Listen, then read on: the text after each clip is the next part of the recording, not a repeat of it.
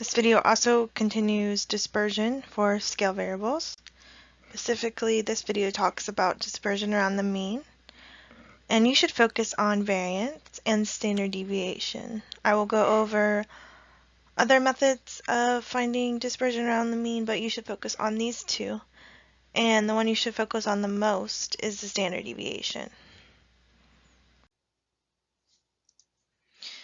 Variance is hard to interpret because it is in squared units, right? We're squaring those deviations.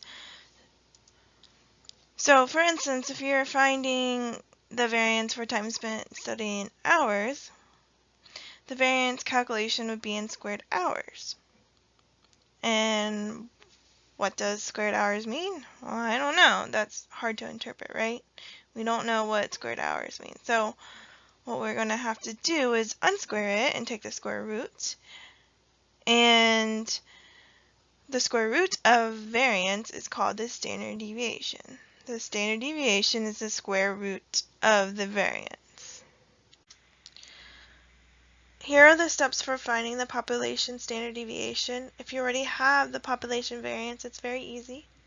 Step 1 is to find the population variance, which is sigma squared. And step 2 is to take the square root of the population variance.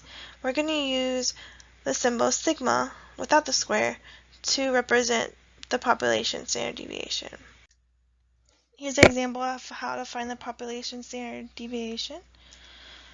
From the previous example, we found that the population variance was 5.33. And steps 2 is to square that 5.33. So the population standard deviation sigma is 2.31.